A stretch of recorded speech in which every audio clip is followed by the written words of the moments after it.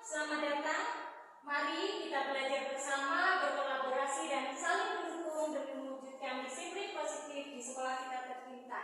Sebelum nanti saya memaparkan materinya, mohon maaf Bapak Ibu, saya di sini nanti hanya akan bersifat sharing.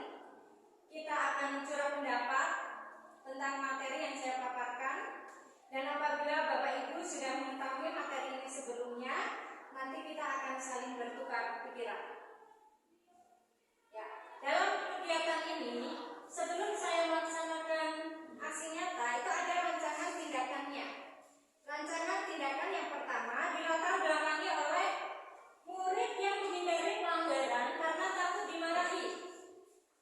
Biasanya karena takut dihukum atau konsekuensi yang berat dan membuat mental yang mereka down. Perilaku yang baik yang mereka lakukan itu tidak berasal dari kesadaran diri mereka. Namun, yang mereka lakukan itu karena ada rasa takut dihukum, ataupun faktor dari ekstrinsik, bukan dari intrinsik mereka. Tujuan dari aksi nyata ini yang pertama yaitu ada keyakinan kelas, kemudian kesadaran diri. Dalam keyakinan kelas menumbuhkan budaya positif dengan membentuk keyakinan kelas. Nanti kita akan ulas, kita akan bahas apa itu keyakinan kelas. Dan kemudian yang kedua adalah kesadaran diri dengan menumbuhkan nilai profil pelajar Pancasila dengan kesadaran diri mereka melalui pembelajaran. Lini masa tindakan atau langkah-langkah tindakan yang akan kita lakukan. Pertama, untuk diseminasi kepada seluruh warga sekolah terkait dari disiplin positif, keyakinan kelas dan profil pelajar Pancasila. Guru memfasilitasi murid untuk membuat keyakinan kelas. Kemudian menumbuhkan, menanamkan dan membiasakan nilai-nilai profil pelajar Pancasila dalam pembelajaran. Kemudian tidak lupa setiap kegiatan selalu kita dokumentasikan. Dan dukungan apa saja yang saya butuhkan atau kita butuhkan untuk mewujudkan aksi nyata ini. Yang pertama adalah dukungan orang tua. Kemudian ada role model dan kolaborasi. Dukungan dari orang tua ini selain pembiasaan di sekolah yang merupakan dukungan dari kita juga memerlukan dukungan dari orang tua dalam kegiatan pembiasaan budaya positif di rumah. Untuk role modelnya, sekolah sebagai teladan budaya positif bagi murid. Kemudian kolaborasi. Kolaborasi apa sih? Yaitu kolaborasi dengan warga sekolah untuk pembiasaan budaya positif. Bisa dengan warga sekolah kita kan ada dari murid, guru, penjaga dan orang sekitar yang berada di lingkungan sekolah tersebut. Dalam materi ini ada konsep utama budaya positif. Apa saja dalam konsep budaya positif? Yang pertama ada perubahan paradigma belajar, kemudian disiplin positif, kebutuhan dasar manusia, kemudian motivasi perilaku dasar, posisi kontrol restitusi, keyakinan kelas dan segitiga restitusi. Tentunya Bapak Ibu sudah sering sekali mendengar paradigma baru. Apalagi sekarang semua guru dituntut untuk mengikuti kegiatan yang ada di PMM. Bapak Ibu sering mendengar tentang paradigma baru, profil pelajar Pancasila, tentunya sudah tidak asing lagi. Nah, dalam pembelajaran dengan paradigma baru itu dirancang berdasarkan prinsip pembelajaran yang terdiferensiasi, sehingga setiap siswa belajar sesuai dengan kebutuhan dari tahap perkembangannya untuk mewujudkan profil pelajar Pancasila. Untuk pembelajaran yang kita lakukan selama ini hanya berbentuk klasikal ya Bapak Ibu. Kita hanya mengajar, kemudian semua anak itu hanya kita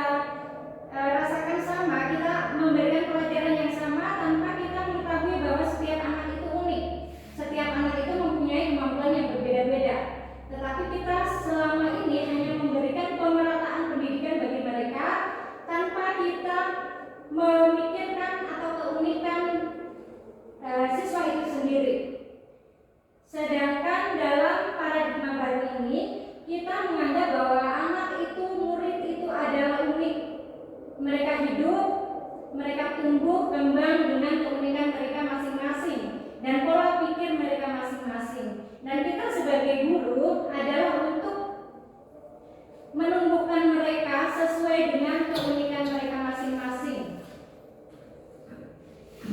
Dan pada profil pelajar Pancasila tentunya kita sudah tahu ya Bapak Ibu, kira-kira apa saja profil pelajar Pancasila? Bernalas kritis, ya. Apalagi Pak Tatan? Wawasan global, Ya. mandiri. Iya. Ya, bisa kita zoom ya. Profil pelajar Pancasila itu beriman dan bertakwa kepada Tuhan Yang Maha Esa, kemudian berkebinekaan global, bergotong royong, mandiri, bernalar kritis dan kreatif. Semua ini dapat kita wujudkan melalui kolaborasi. Dan kolaborasi ini bisa kita lakukan bersama warga sekolah. Selanjutnya kita akan mengulas tentang disiplin positif. Ya, Bapak Ibu sering sekali mendengar apa itu disiplin. Kira-kira menurut Pak Kirna disiplin itu apa? Itu kita bertindak melakukan segala sesuatu sesuai dengan aturan. Oke, kalau menurut Pak Sunarta? Sama, disiplin adalah sesuai dengan menjalankan sesuai dengan aturan. Ya, menjalankan sesuai dengan aturan ya. Dalam budaya kita, makna disiplin itu dimaknai menjadi sesuatu yang dilakukan seseorang pada orang lain untuk mendapatkan kepatuhan. Dan kita cenderung menghubungkan kata disiplin dengan ketidaknyamanan. Selama ini kita sering merasa tidak nyaman bila ada disiplin. Nah, kata disiplin kita dalam pikiran kita itu kita dituntut untuk melakukan sesuatu sesuai dengan aturan tersebut. Nah, sebagai pendidik,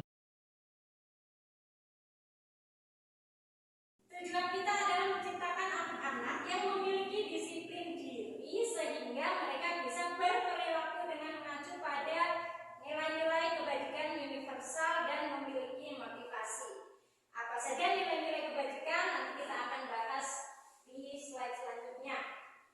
Kemudian setelah disiplin positif itu terwujud, disiplin positif itu merupakan salah satu cara penerapan disiplin yang bertujuan untuk menumbuhkan kesabaran serta memperhatikan anak untuk melakukan sesuatu tanpa paksaan atau ancaman atau hukuman. Jadi dalam disiplin positif ini kita nanti akan menumbuhkan murid-murid kita itu untuk melakukan kedisiplinan yang tumbuh dalam diri mereka sendiri dari faktor intrinsik, bukan karena hukuman atau mereka takut atau konsekuensi yang kita buat kalau mereka melanggar kedisiplinan, itu tidak. Tapi dalam disiplin positif ini, dalam budaya positif nanti kita harus bisa menumbuhkan kedisiplinan yang muncul dari dalam diri mereka sendiri atau kesadaran. Bapak Ibu yang berbahagia, poin selanjutnya yaitu kebutuhan dasar manusia. Kebutuhan dasar manusia itu yang pertama adalah bertahan hidup. Apa sih yang dilakukan setiap manusia untuk bertahan hidup? Kira-kira apa saja?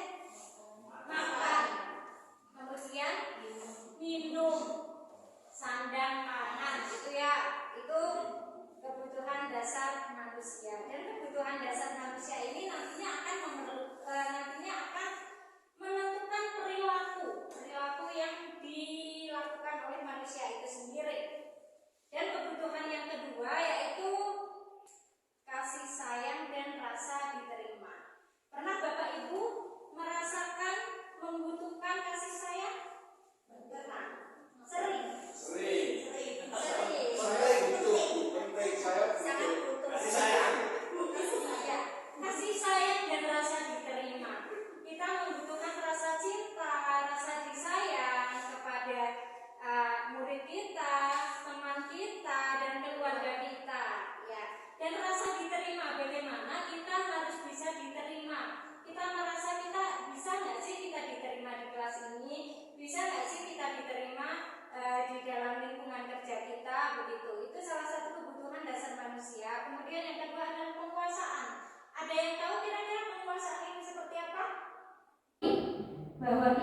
bisa. Dan misal murid kita begini ya, misal murid kita mengerjakan sesuatu karena mereka ingin diakui bahwa mereka pintar. Mereka mengerjakan tugas dengan tepat waktu karena murid tersebut ingin diakui oleh guru mereka bahwa si murid tersebut adalah anak yang disiplin dan tepat waktu. Jadi kebutuhan dasar manusia ini menentukan perilaku yang dilaksanakan. Kemudian kebutuhan yang selanjutnya adalah kebebasan. Murid atau kita manusia itu butuh kebebasan. Kebebasan untuk apa saja? Yaitu kebebasan untuk mengeksplorasi. Sama halnya dengan murid, mereka butuh untuk mengeksplorasi apa yang mereka inginkan, apa yang mereka butuhkan. Dan kebutuhan yang terakhir, kebutuhan yang paling sering kita butuhkan, yaitu kesenangan. Ya, kita bisa merasakan senang, kita membutuhkan rasa senang. Sama halnya dengan murid kita yang akan merasa senang bila sesuatu hal yang baik terjadi pada mereka dan sesuatu nilai yang mereka dapatkan dari guru mereka itu menjadi sesuatu hal kesenangan tersendiri bagi mereka. Poin selanjutnya yaitu motivasi perilaku manusia. Motivasi merupakan dorongan yang timbul pada diri seorang secara sadar atau tidak sadar untuk menghasilkan suatu tindakan dengan tujuan tertentu. Nah, motivasi apa saja? Yang pertama, menghindari ketidaknyamanan atau hukuman. Contohnya, murid melakukan disiplin diri karena takut dihukum. Kemudian, karena mereka takut dihukum, mereka melakukan disiplin. Itu merupakan motivasi ekstrinsik dari mereka karena mereka takut dihukum. Mereka melakukan sesuatu karena ada hal yang mendorong mereka untuk melakukan hal tersebut. Kemudian yang kedua, mendapatkan imbalan atau penghargaan. Contohnya, murid melakukan disiplin diri karena ingin mendapatkan imbalan. Sering nggak Bapak Ibu memberikan imbalan kepada siswa? Ada. Benar apa enggak sih kalau kita memberikan imbalan kepada mereka? Kalau misalkan kita gini, siswa yang tercepat mengerjakan tugas nanti Bu Guru kasih uang 5.000 atau nanti Bu Guru kasih apa gitu. Sebenarnya boleh nggak Pak Bu? Iya, tidak. Bisa tahu alasannya Bu? Karena ketika guru tidak memberikan hadiah, Ya, murid tersebut tidak termotivasi untuk melakukan. Iya, benar sekali Bu. Nah, jadi paradigma baru yang kita yang kita munculkan kepada seseorang itu, kepada murid kita nantinya itu tumbuh dari dalam atau motivasi intrinsik mereka, tidak karena imbalan. Motivasi ini disebut motivasi intrinsik karena berasal dari luar.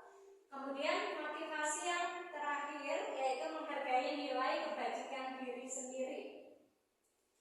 Murid melakukan disiplin diri karena sadar akan nilai kebajikan dirinya.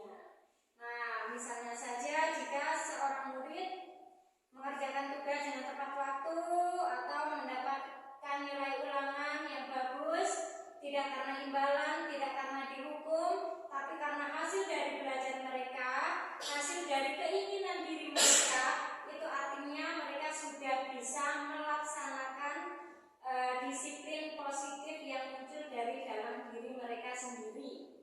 Nah, itu motivasi perilaku manusia yang akan menentukan apa yang akan dilakukan nanti. Nah, dari konsep disiplin tadi, ada konsep disiplin dengan identitas gagal. Yang pertama, hukuman. Kalau kita memberikan hukuman, sering ya sebelum ini kita memberikan hukuman kepada anak, misalnya saja anak yang mengikuti upacara bendera, seragamnya tidak lengkap, kemudian anak disuruh keliling, lari mengelilingi halaman atau membersihkan WC.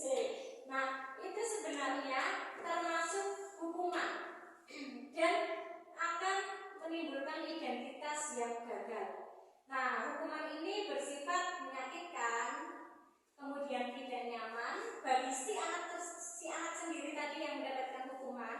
Itu akan merasa sakit karena satu, mereka malu, dua, mereka merasa tidak nyaman, murid takut, kemudian bersifat memaksa, kemudian murid akan menyembunyikan kesalahannya dan cenderung mereka berbohong untuk hal-hal tersebut.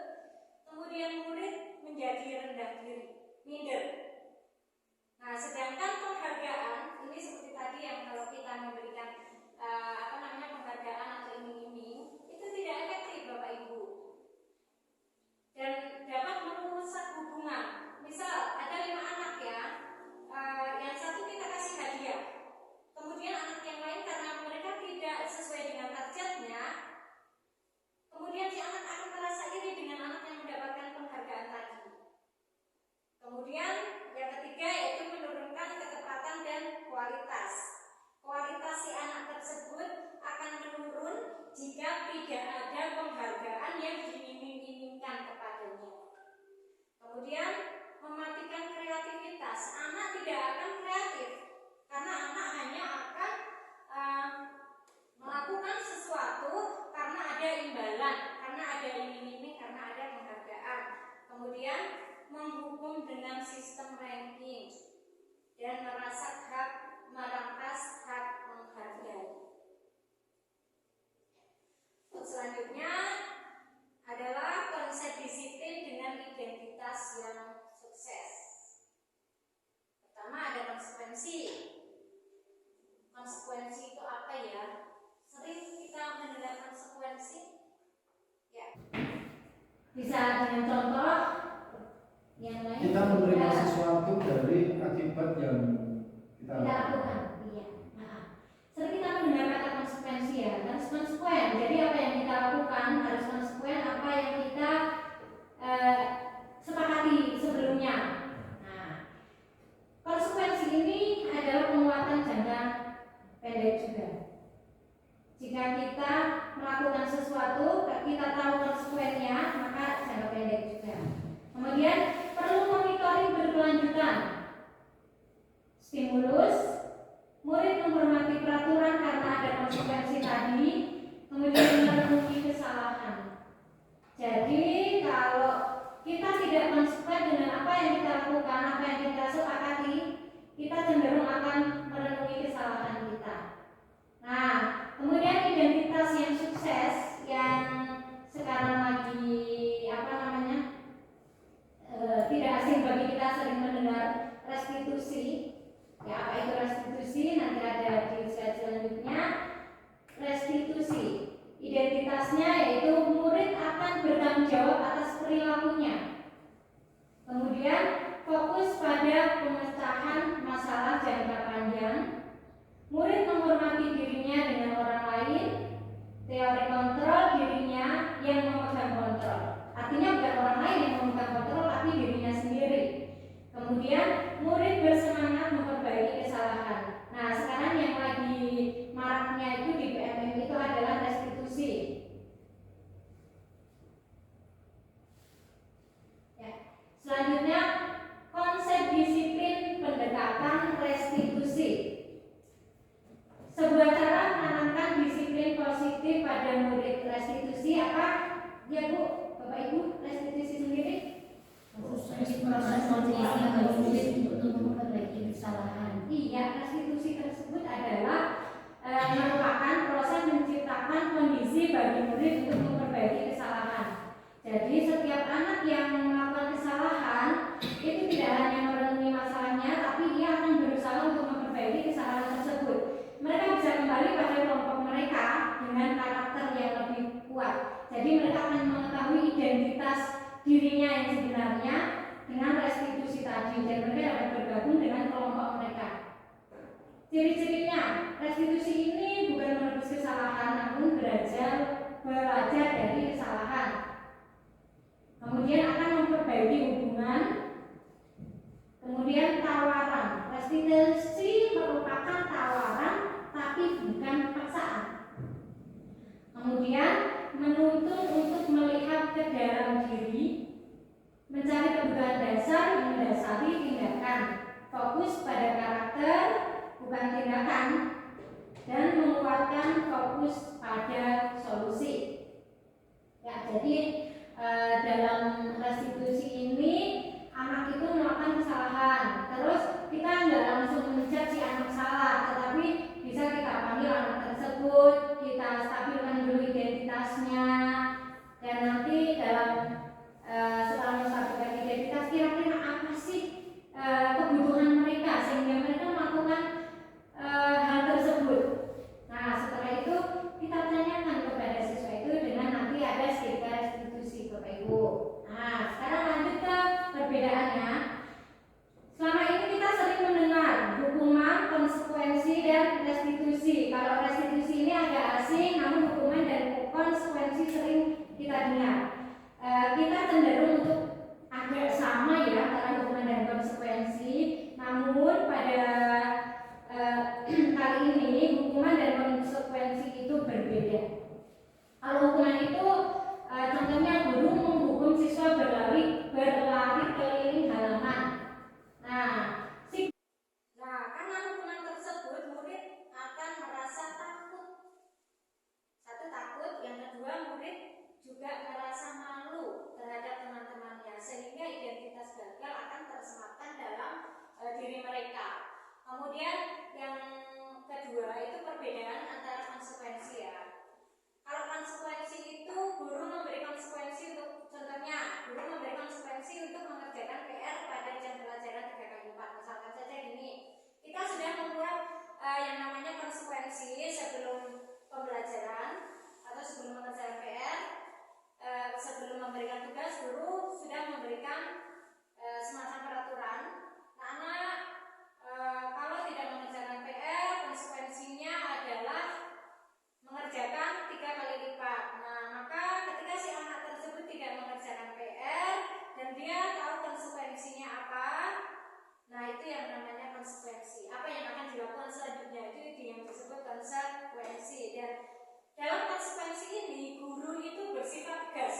Ya karena sudah peraturan, sudah dibuat, harus konsekuen apa yang telah dilanggar.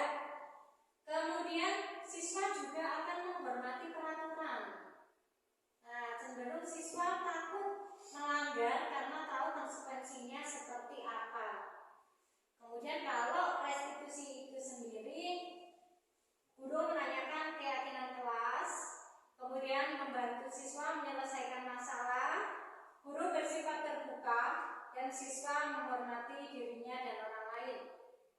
Nah, dalam kegiatan restitusi ini, guru akan menanyakan keyakinan kelas.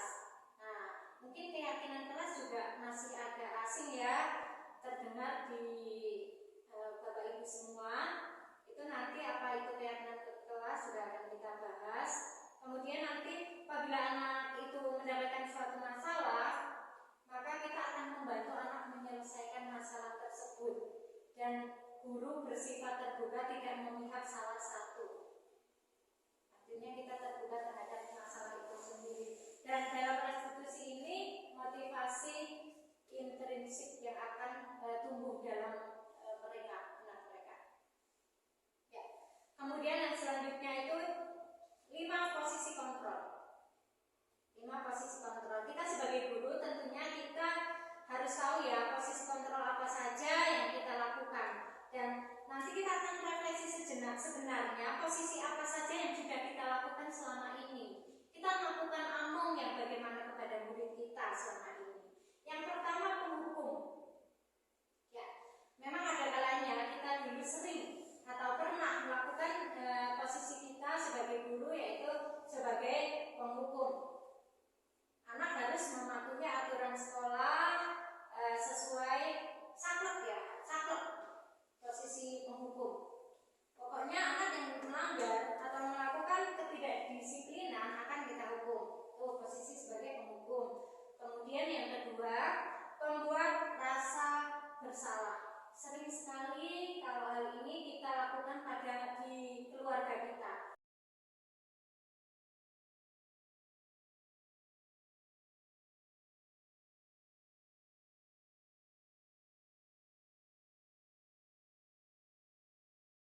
Dari para ke Dieng, dari Banjar sampai ke Dieng, sudah jauh-jauh capek sampai sini kamu nggak memperhatikan. Nah itu pembuat rasa bersalah. Itu kita sebagai posisi kita di pembuat rasa bersalah. Kemudian yang ketiga yaitu posisi kontrol sebagai teman.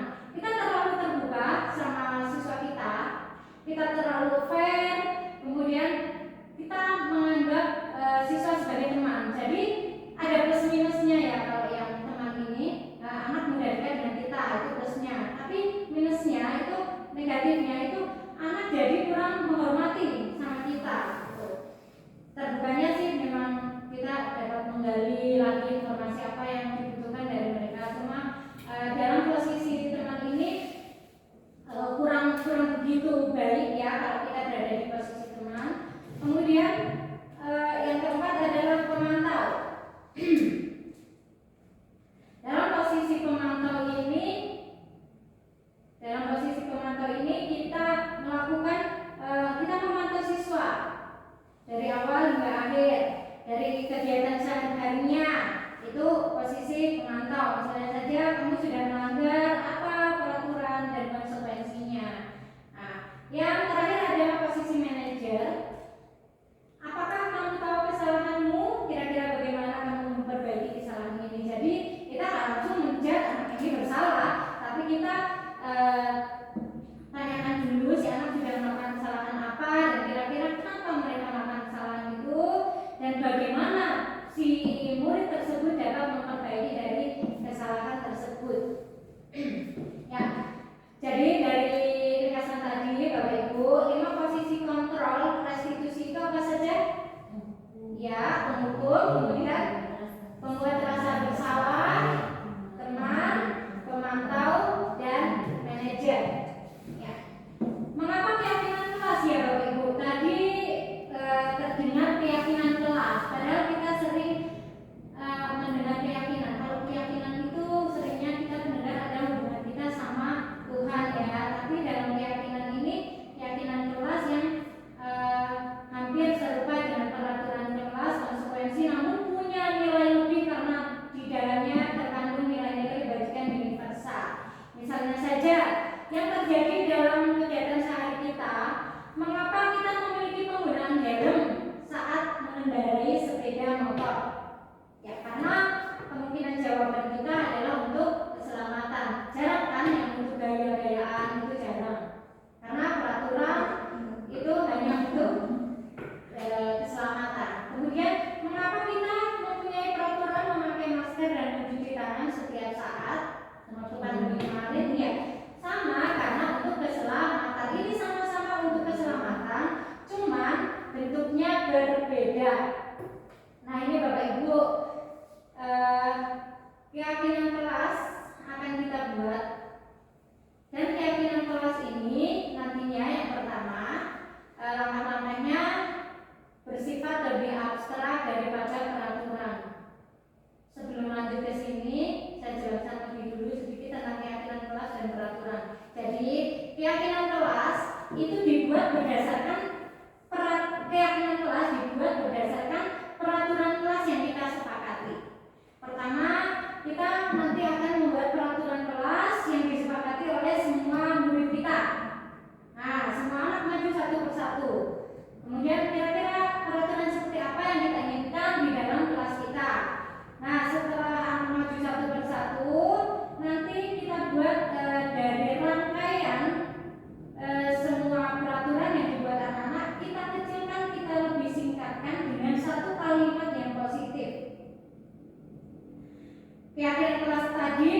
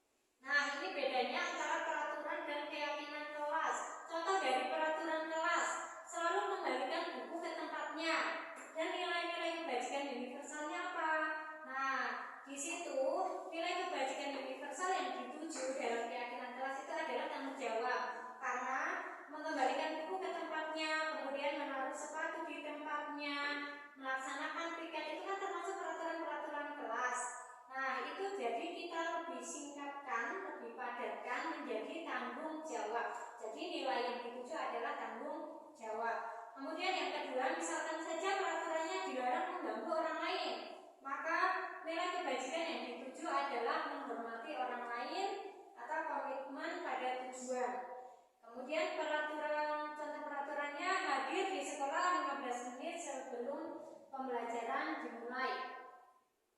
Nilai keyakinan kelas yang dituju adalah keselamatan, menghormati orang lain.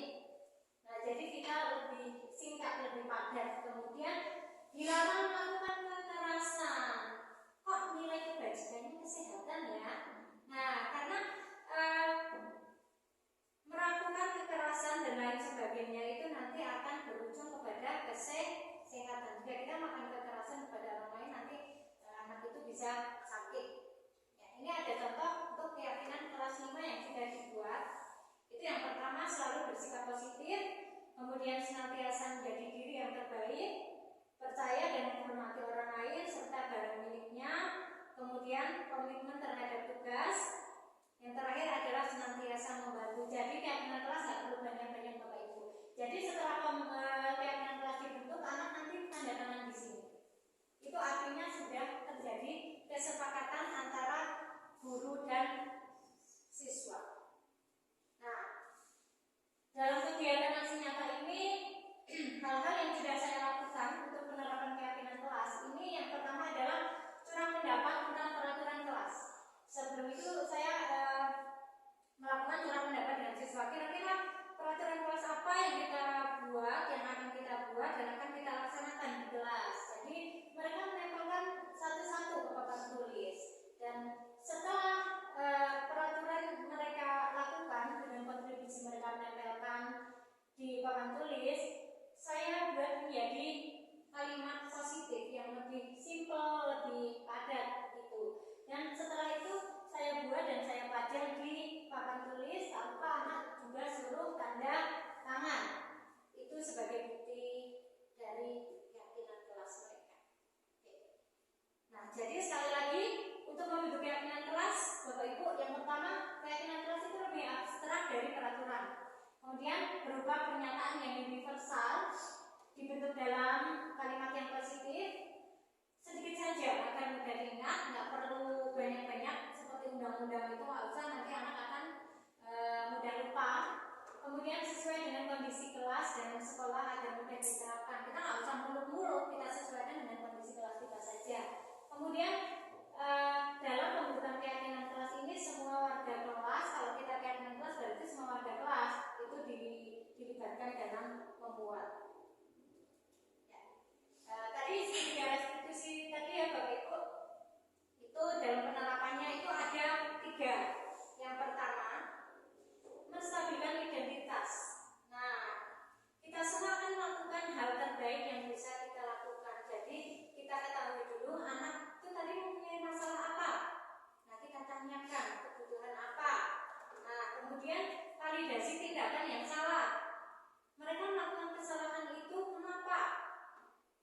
Nah, semua perilaku itu memiliki alasan. Kemudian menanyakan keyakinan. Kan kita udah punya keyakinan kelas kan.